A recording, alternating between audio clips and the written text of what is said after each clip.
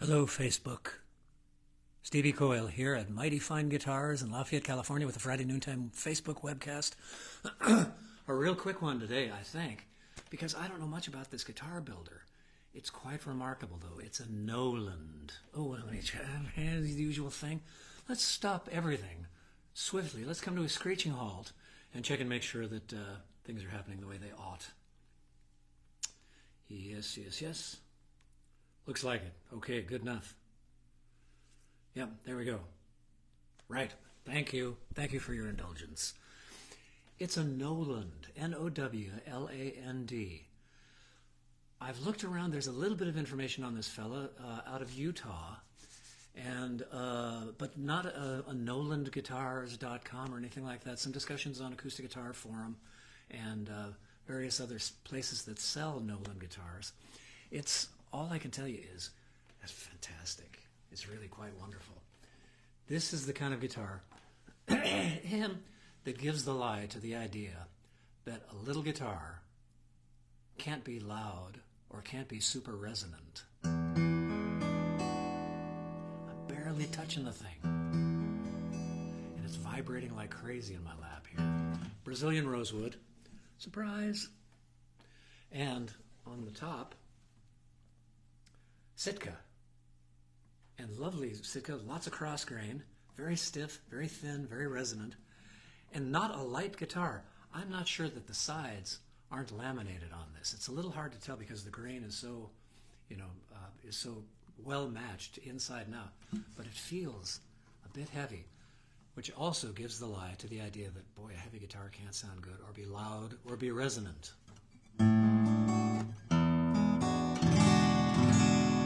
Heavens. I say good heavens.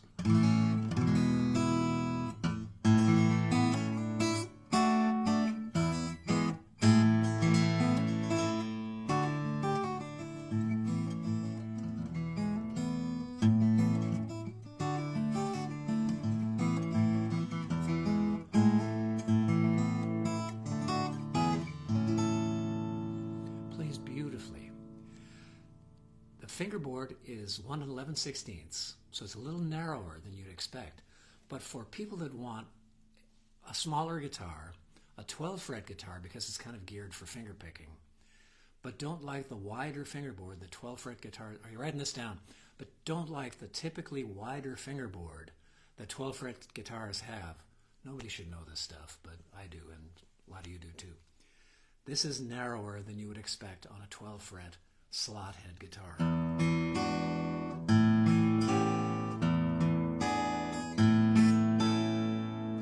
And a very kind of C-ish profile of the neck. Instead of being kind of an open C or a D where it's really flat along the sides and there's real sharp shoulders, this one's kind of an open C and very roundy. Not V-ish at all.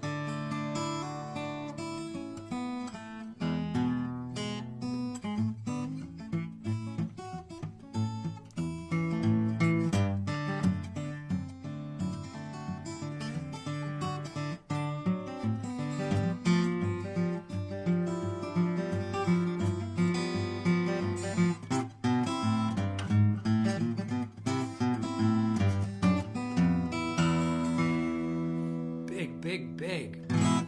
Can anybody out there tell me about Noland guitars? N-O-W-L-A-N-D. Do you happen to know Joel Noland? I've got a Facebook message into him to ask him about his operation. Have not heard back from him. He hasn't posted in a long time. So who knows what's happening there. Hey there, everybody. Sign in if you would, please. Let me know where you're signing in from. That's always fun. It's like postcards. Hi, Mark Moreland. Nice to see you. Robert B. Gunderson. John Reynolds. It's a loud one. It sure is, David Hilliard. It sure is. Good afternoon, John Mooney. Good afternoon, fellow Bronco. All the way out there in Narragansett Bay. I'll get back to playing this thing. It's a little odd. So many guitars in here, especially on the wall in back of me here, the wall of small, where guitars of this size, about the size in Martin parlance of a double O or a classical guitar. Some people would call this a parlor guitar, and I guess they'd be right nowadays, but originally the term parlor guitar referred to anything smaller than an O, than a Martin size O, which is a size down from this. Astonishing. If I'm in a blind taste test, if somebody were playing this guitar across the room from me, I'd say, oh, triple O, OM, Brazilian. I'd probably get that right just because of that stack of overtones is so even and super reinforcing. Each fundamental reinforces the harmonic above it, and it's real even, ones and threes and fives.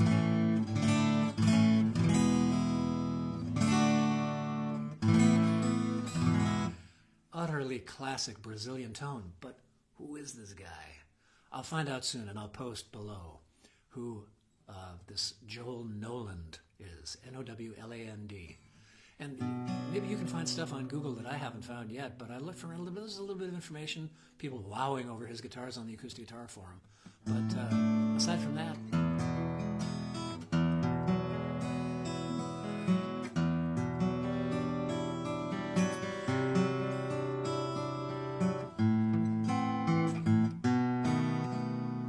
I love on a Brazilian guitar how those half steps bang against each other in this little E minor 9 chord. We have an F sharp and a G right next to each other on opposing strings, on different strings, not the same. Oh,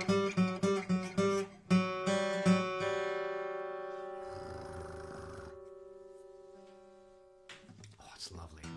And in the A minor 9 chord, having that B and the C in the same chord ringing together. It's kind of one of my usual little things I do when I play a new guitar, is see what the half steps sound like.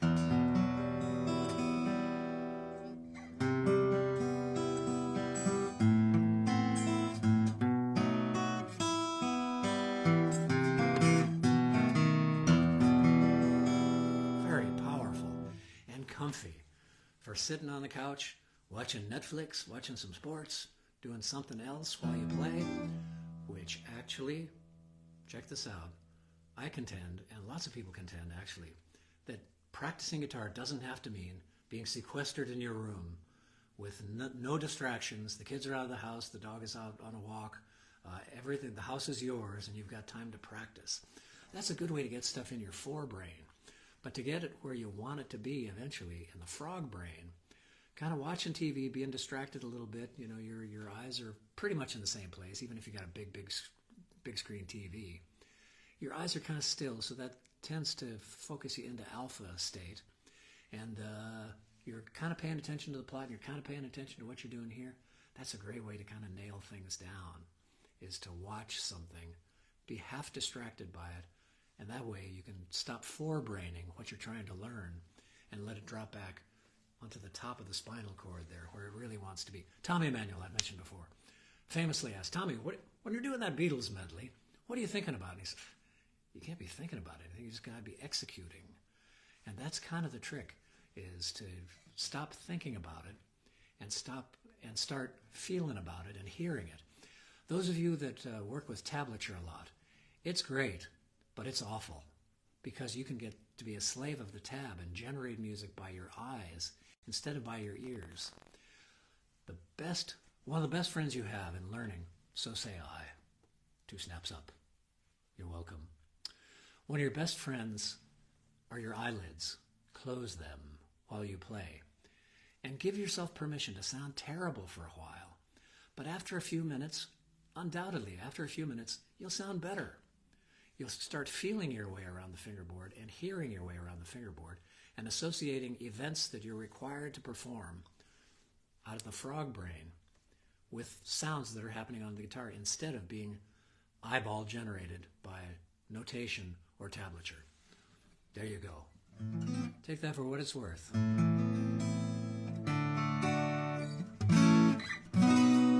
It's a little odd to play, but some folks would dig it a ton. It's a little odd to play a guitar this size, double O-ish, classical guitar style, but with quite a narrow fingerboard.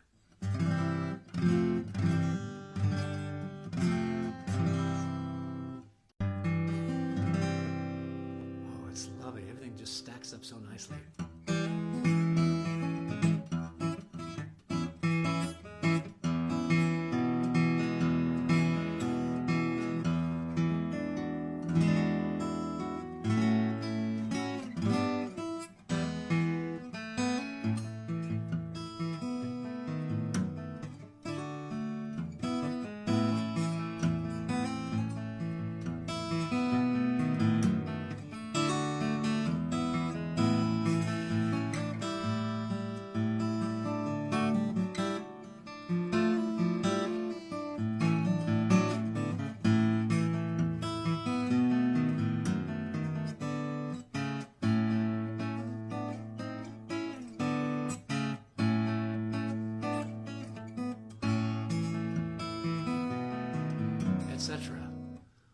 lovely, joyous thing to play. The action is real medium on it, medium light. You know, it's a nice, easy play. I've become such a sissy. I just love low action and light strings. That's the route I've gone over the years. But you do lose, and just because I play amplified a lot of the time, I've got all the volume I need. But for playing acoustic, it's nice to have your action set a little higher so you can hit the strings a little harder without rattling them on the frets. Wouldn't you agree?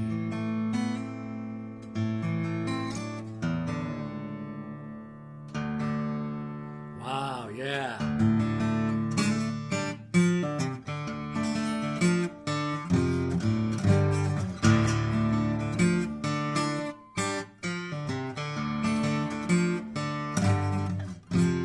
Thought I saw that Jersey devil up the road and around the bend. Thought I saw that Jersey devil dancing in his moccasins.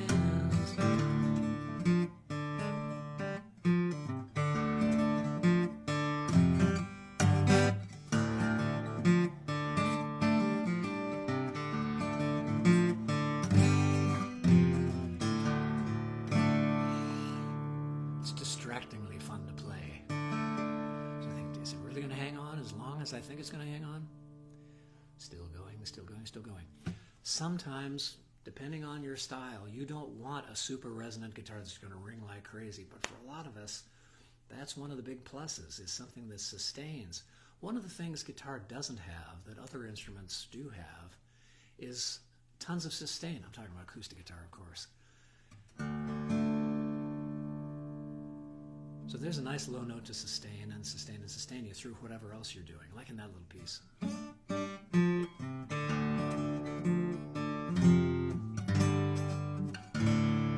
But you don't have those real long tones that you can get on fiddle or cello or a horn or a B3 organ. You know, you don't have that. So sometimes lots of sustain is a great feature on the guitar.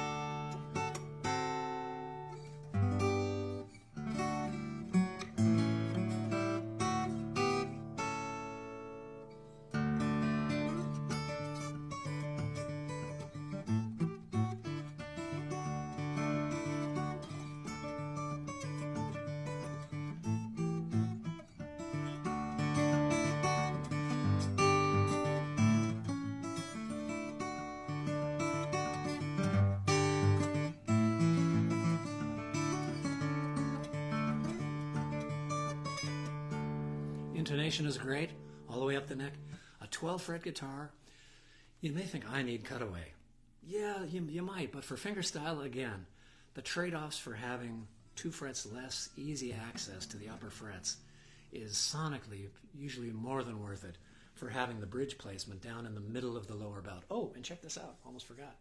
This nice little armrest, which the principle of which makes a lot of sense, and I'm kind of surprised you don't see it on more guitars, where instead of your forearm crunching down on the top of the guitar and muffling it, keeping it from vibrating in this axis, you know, you've got this to perch your arm up above. Kind of makes sense. Totally comfortable too, because this little bit right here can poke into your arm and into that nerve bundle on the inside of your elbow there and give you all kinds of crazy little finger problems and forearm wristy problems as well. That's why a lot of guitar builders rather, are building in little bevels here, because they're realizing why not? It can be done. I've probably told you the story before. Tony Yamamoto, God bless him, when he designed his Talus guitar, he finally figured out how to do that in 3 days instead of 3 weeks. And he came in one day so excited. He lived not far from here. He came in covered in sawdust. I figured out how to do it in 3 days instead of 3 weeks.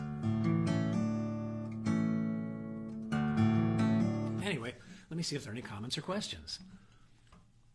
And then I'll excuse you for the day. You can go out to recess. Hi, Jill. Hey, Jimmy. There's John Kresich, Mark Altacruz, Nancy Paul, Linda Tinney-Bushta. Playing guitar with distraction of watching TV or closing your eyes. Yeah, Jim Esposito says, can't tell you how many times I've discovered something new on the guitar while having the TV going. Exactly, exactly. It's so easy because we all tend to practice terribly focused on the tab or the record or the whatever. And we're forebraining it instead of frog-braining it. I agree with you, Jimmy. Right on. Not the first time. Hi, Tara Cummington. Very good. Todd Johnson is here. Oh, Todd, you're going to the Artisan Guitar Show. You're going to do any webcasting from there, please? That would be cool if they let you. Hi, Jim Reber. Very good. Well, there it is. I'll play just a little bit more for you. And thanks for tuning in. If you know anybody who knows anything more than I do, which is, I know zilch, about Noland guitars, Nowland, Joel Noland out of Utah, do let me know.